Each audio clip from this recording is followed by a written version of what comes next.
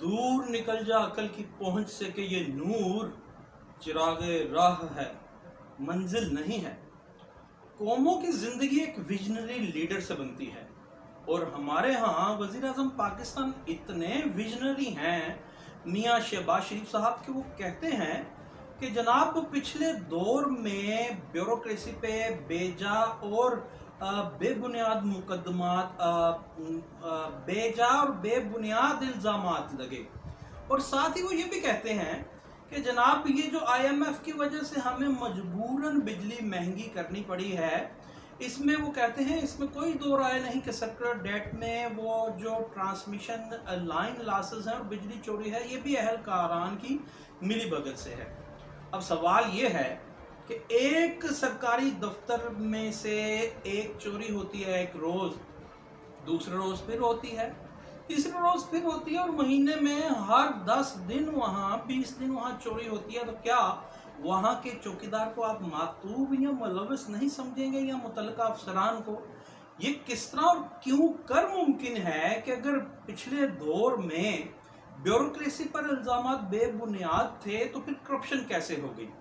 जो मियाँ शहबाज शरीफ साहब कहते हैं कि BRT मंसूबा जो 190 मिलियन पाउंड की बात करते हैं, जो उन्होंने बात की कि शुगर स्कैंडल और यानी चीनी स्कैंडल, और जो साबिक वज़ीर आला पंजाब उस्मान बुज़दार पे कमीशन लेके किकबैक्स लेके कॉन्ट्रैक्टर से, और भर्तियां, और जो फरागोगी पे भी इल्ज़ामात हैं, और जो ट्रांसफ़र पोस्टिंग के जो एलिगेशंस हैं, जो एंटी करप्शन में मुख्तलिफ लॉ इन्फोर्समेंट एजेंसीज में मुकदमात ज़ेर समात हैं या केसेस हैं, ये किस तरह मुमकिन है कि अगर ब्यूरोक्रेसी इन्वॉल्व नहीं थी तो ये तमाम चीज़ें होती नहीं? और अगर ये तमाम चीज़ें, यानी आप कह ही रहे हैं कि एक मिनिस्टर या मिनिस्टेरियल लेवल पे वो बंदा खुद ही करप्शन करता है और जो सेक्रेटरी महकमे का होता है वो दम साधे बैठा रहता है, तो वो इसमें मुलविस नहीं? किस तरह मुमकिन है कि चौकीदार किसी ऑफिस का मुलविस ना हो तो रोज़ वहाँ चोरी हो, रोज़ करप्शन हो? ये है विजन हमारे वज़ीर आज़म पाकिस्तान साहब का। एक जानिब वो ये कहते हैं कि ब्यूरोक्रेसी पे बेबुनियाद इल्ज़ामात लगे। ये जो नक्सस है पाकिस्तान मुस्लिम लीग नून का, ख़ास तौर पे मियाँ मोहम्मद नवाज शरीफ साहब का और ब्यूरोक्रेसी का, इसने ये नेशनल इंटरेस्ट को हमेशा से क्या रिजल्टेंटली हमें देखने को मिला, ये आप खुद से देख लीजिए। और विजनरी इतने हैं कि एक ही तकरीब में वो ये कहते हैं कि ब्यूरोक्रेसी पे पिछले दौर में गलत इल्ज़ामात लगे, और साथ ही कहते हैं पिछले दौर में करप्शन हुई।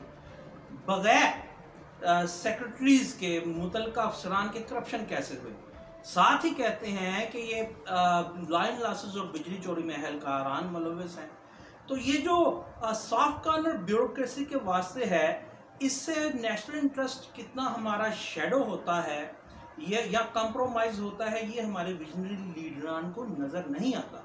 साथ ही वो ये कहते हैं कि ये जो हम आज बांग्लादेश से और भारत से एक्सपोर्ट्स में यानी हम पीछे हैं, एक दौर था हम इसमें आगे थे, और इसमें वो कहते हैं कि तमाम स्टेक होल्डर्स, हुकूमतों समेत तमाम स्टेक होल्डर इसके ज़िम्मेदारान हैं।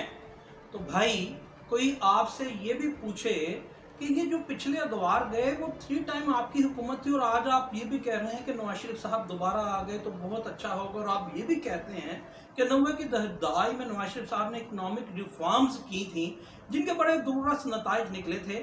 तो फिर ये ऐसा क्यों है कि आज हम भारत और बांग्लादेश से पीछे हैं? क्या ये ओवरनाइट होने वाले काम हैं या ग्रेजुअली हम तनज़ुली का शिकार रहे, और पॉलिसी मेकिंग है जो हमारी, क्या वो एक दिन में हो जाती है? तनज़ुली या अरूज एक दिन में आता है? ये उन्हीं पॉलिसियों का नतीजा है जो पिछले दौर में तमाम हुकूमतें कहती रही। मगर सद अफसोस कि कौमों के बनने में विजनरी लीडरान का बहुत बड़ा किरदार होता है, और हमारे लीडरान का विजन बसद एहतराम ये है कि वो अपनी कमियों कोताहियों पे पर्दा भी डालते हैं, तो ऐसे लगता है बादिल नज़र में कि वो सरीहन दरोगोई कर रहे हैं।